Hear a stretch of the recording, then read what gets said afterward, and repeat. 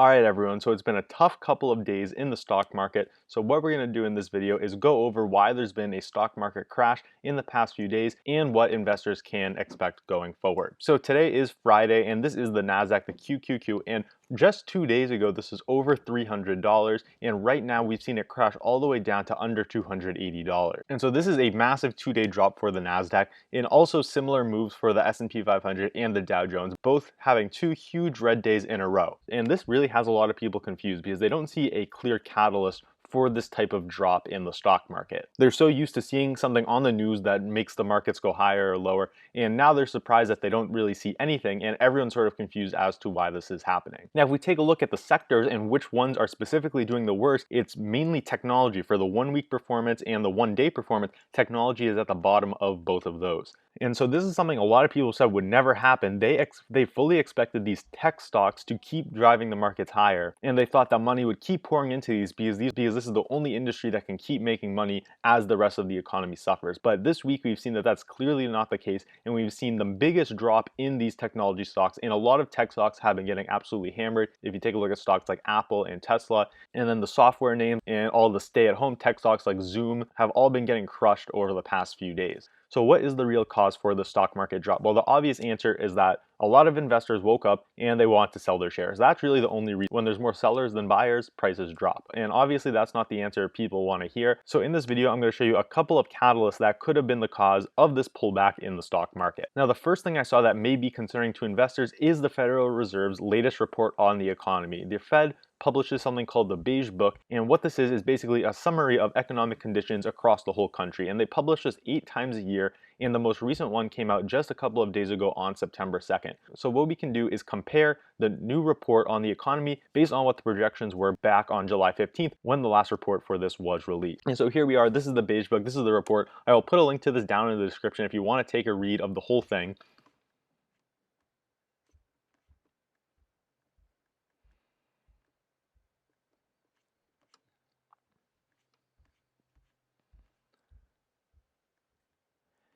And here is the national summary. So this is probably the most important thing.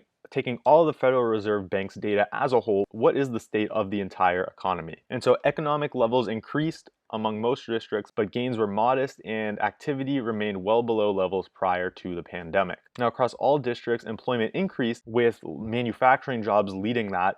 But however, a lot of districts also reported slowing job growth with increased hiring volatility, particularly in service industries, which makes sense. And there's also been cases where workers that thought they were just being furloughed are being laid off permanently as companies find out they're not in a position to bring these jobs back. For prices have gone up since the last report. Not surprised there at all, with all the inflation being pumped into the market, and this is something I'm pretty confident will continue over the next few months and years. So that was the report of the most recent Beige Book just a few days ago. Here is the one from July 15th, 2020. It's right here, and what we're going to do is take a look at what this report said for a few months ago to see how the perspectives on the economy have changed. So we can go down to the summary on the July 15th report, and this one gives us a different picture. Back in July, this is what the Federal Reserve said about the economy. Economic activity increased in almost all districts, remained below where it was in the pandemic. Consumer spending picked up as non-essential businesses were allowed to reopen. Retail sales rose in all districts. There was a rebound in vehicle sales, food and beverage and home improvement sectors, and leisure and hospitality. For employment and wages, employment increased in almost all districts. Districts highlighted gains in retail and leisure and hospitality sections. Right in the most recent report, it just said that employment in this sector was slowing down. And for prices were little changed overall. And so this is a pretty large contrast between the view of the economy back in July and the view right now in September. And so this is something I think a lot of investors look at and get concerned. Where we have this narrative of the V-shaped recovery going perfectly, here are the first signs that this V-shape might not be as fast as everyone is expecting. And they also break down the economy into the locations of the different Federal Reserve banks, and they give some more detail on specific locations in the country. So we can also take a look at those to see how the economy is doing in these different areas. So you can see Boston economic activity generally improved since the last report. New York regional economy has begun to rebound in recent weeks, although activity is still below pre-pandemic levels. Philadelphia business activity expanded moderately, but remained below levels before the pandemic. And St. Louis economic activity has rebounded sharply since during late May.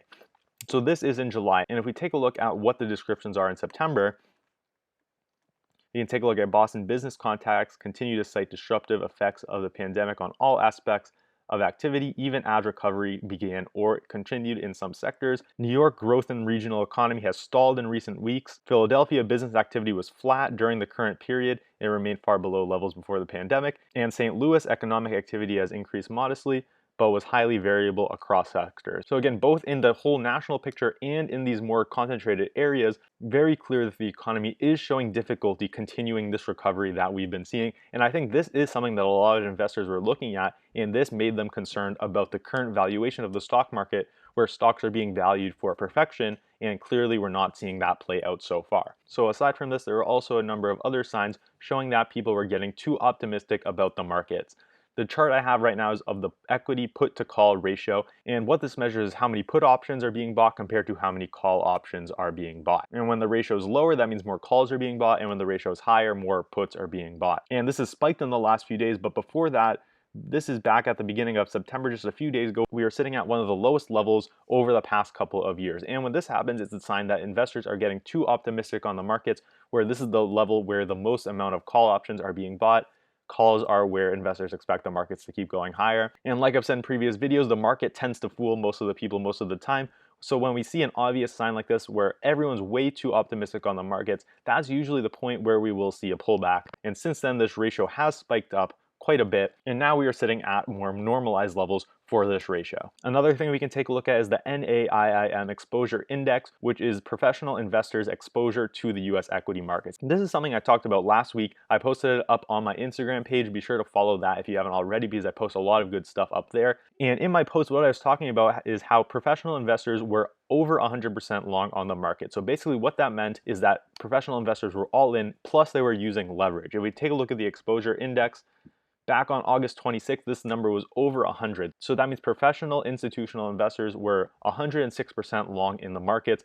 And since that time, we've also seen this ratio pull back, and where we are now under 95. So again, while this doesn't predict the markets, it won't tell you the day that a crash is going to happen. When this number gets excessive, it is a sign that investors are getting too optimistic in the markets and that stocks are rising too much too quickly. And so that brings us to where we are now. A lot of people are wondering, is this just a slight correction like we've seen before across this major recovery, or is it the start of something bigger? And I'm cautious to say that this is going to be the start of a huge stock market crash, but there are some reasons why I think this could just be a dip, a correction in the stock market before we resume the uptrend. And the main reason is the sentiment of investors in the stock market. This is the client sentiment report, which I've talked about on this channel. This link will also be down in the description, and it measures how many people are long in the markets versus how many people are short. And like I've said in previous videos, the market tends to do the opposite of what most people are doing.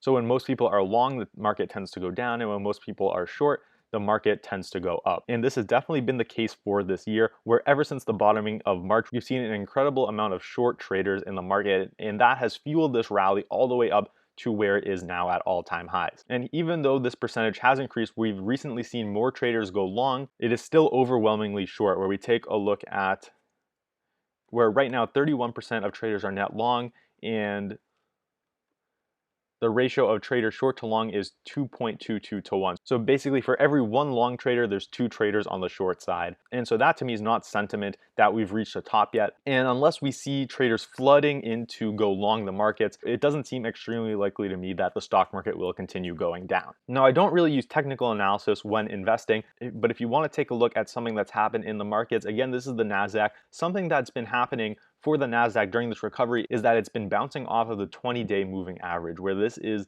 this purplish line on this graph, and you can see during this whole rally, every time it hits that moving average, it tends to bounce back up. And today was the first day where we clearly broke through that 20-day moving average.